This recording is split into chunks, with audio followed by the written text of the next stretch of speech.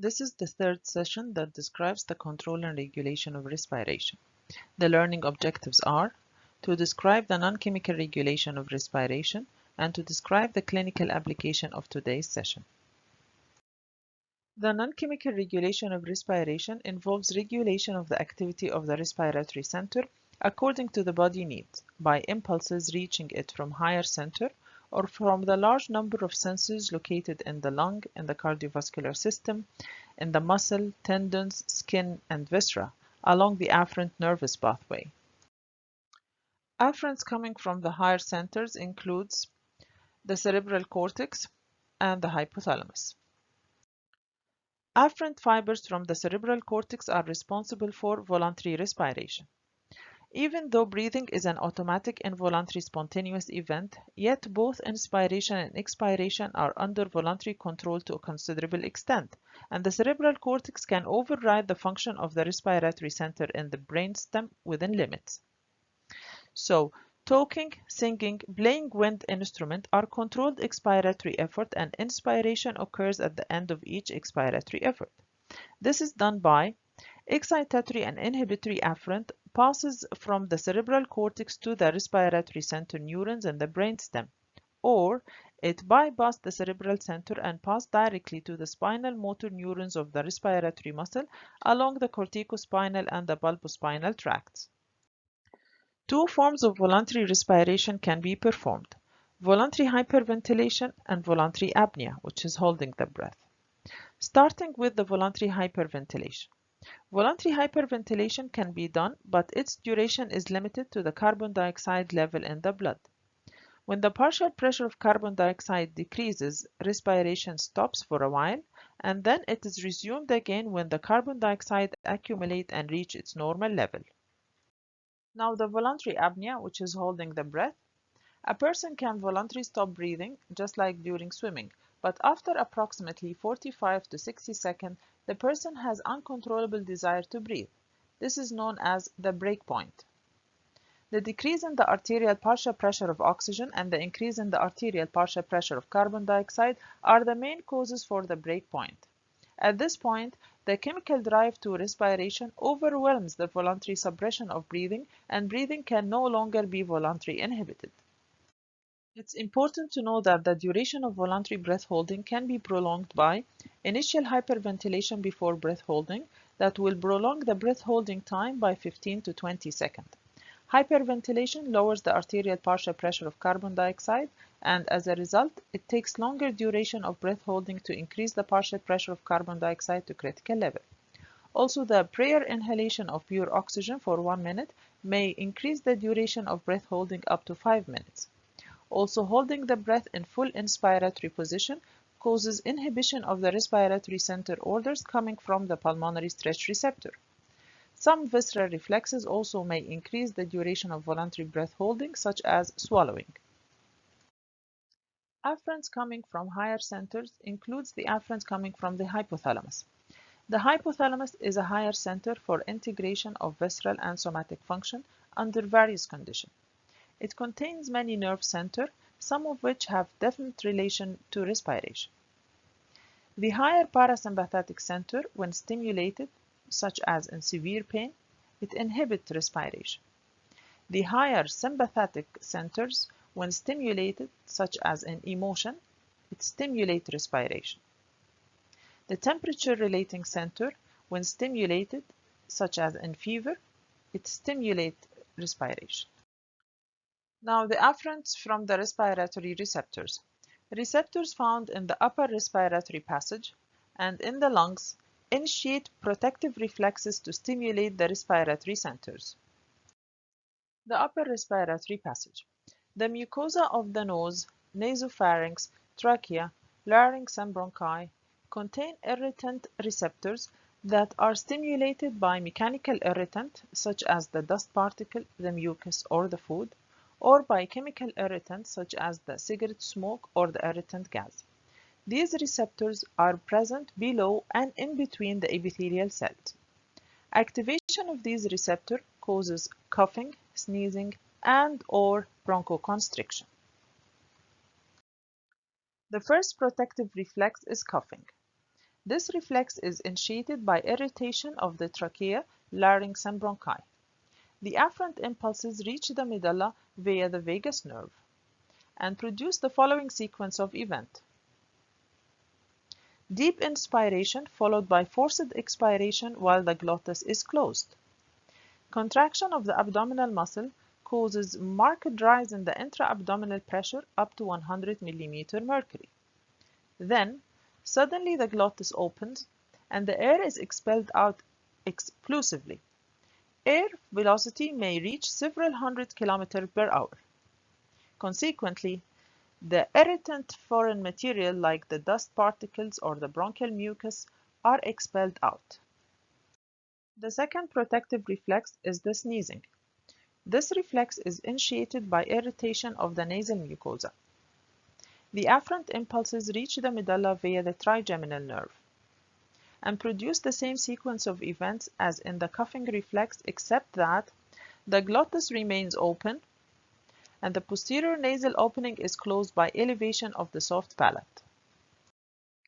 Now, the afferents from the respiratory receptor present in the lungs include two types of receptor have been identified in the lungs: slowly adapting receptors and rapidly adapting receptor, on the basis of whether sustained stimulation leads to prolonged or transient discharge in their afferent nerve fibers.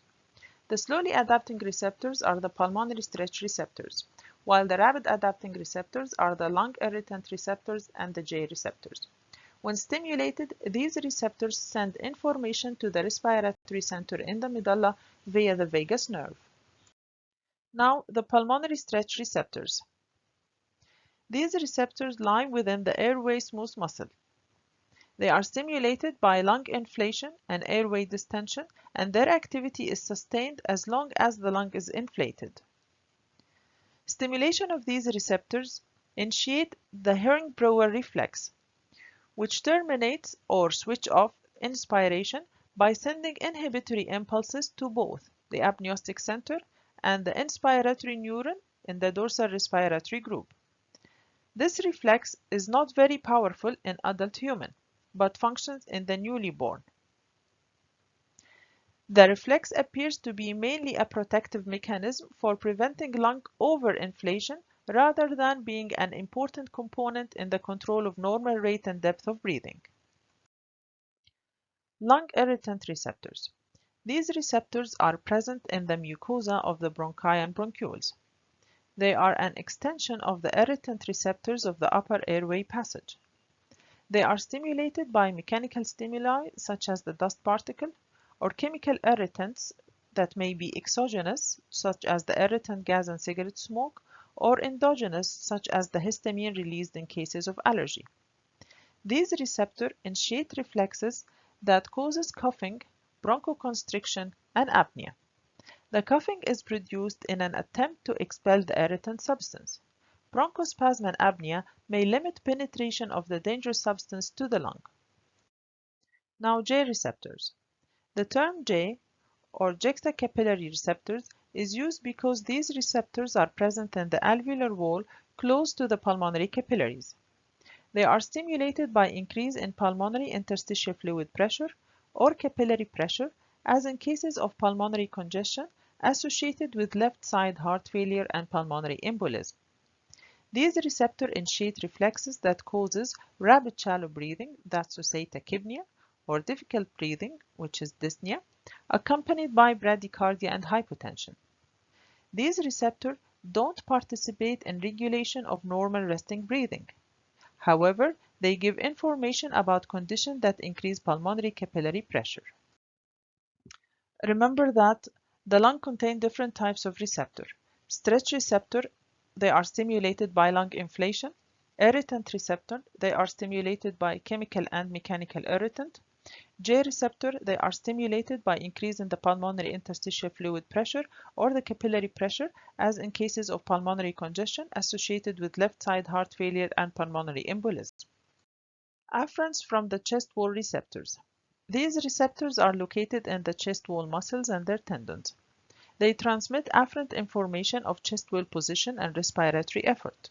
That's to say, the force generated by the respiratory muscle during breathing. They are stimulated by the chest wall expansion, and when an adequate tidal volume has been inspired, they send inhibitory impulses to the dorsal respiratory group to stop inspiration. Thus, they determine the tidal volume in the adult human. If the respiratory effort required to distend the lung increases due to increased airway resistance or decreased compliance, the information from these receptors give rise to dyspnea. Afferents from the proprioceptors. Afferent arises from receptors in the skeletal muscles, tendons, joints, and ligaments during exercise. They are stimulated by the active and passive movements. They initiate reflexes that stimulate ventilation during muscle exercise. This is the main stimulus of breathing at the onset of muscle exercise.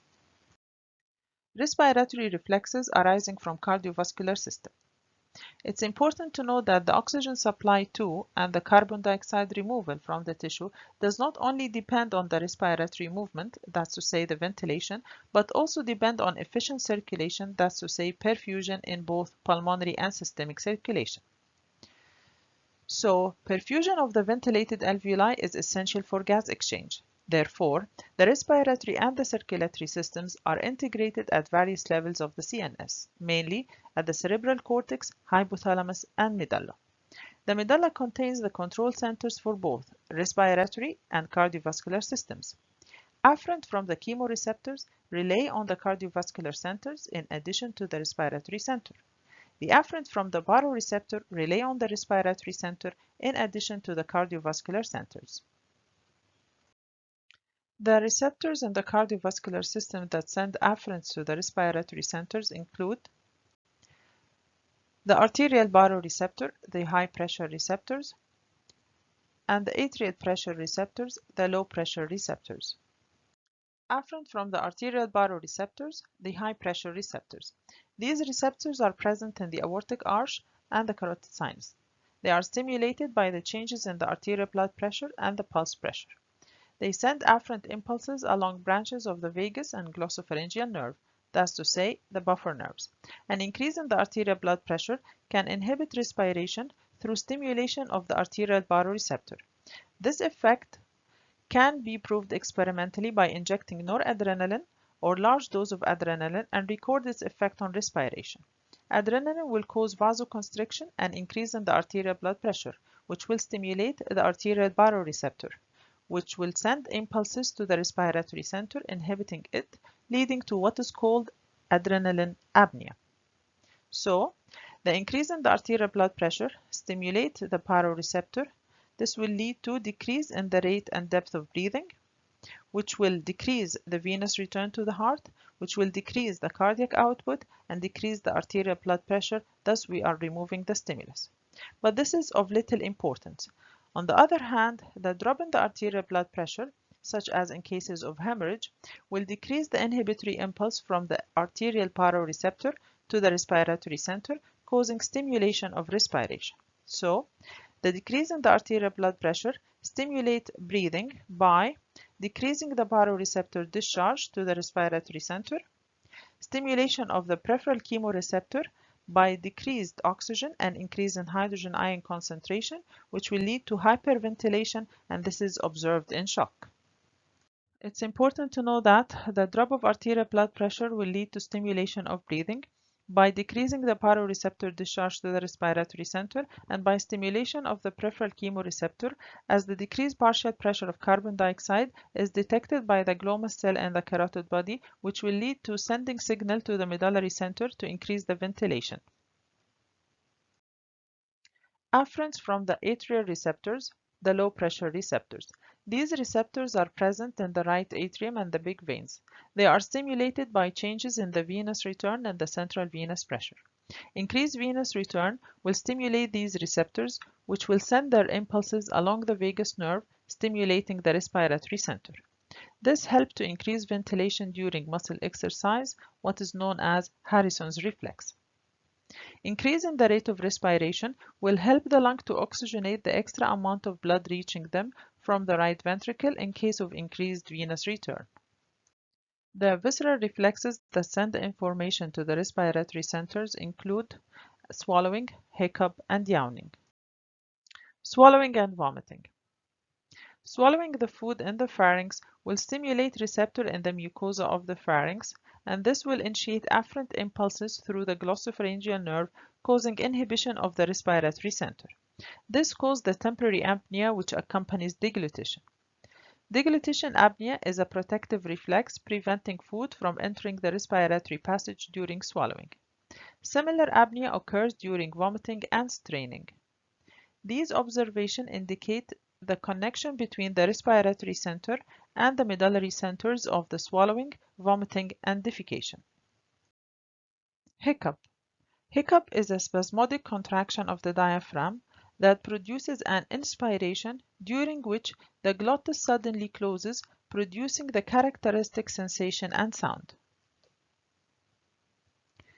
It may be caused by irritation of the diaphragm or the upper abdominal viscera, and it also seen in the renal failure. Most attacks of hiccup are of short duration, and they often respond to the breath holding or any other measure which increase the arterial partial pressure of carbon dioxide. Yawning. Yawning is a special peculiar infectious act that leads to deep inspiration.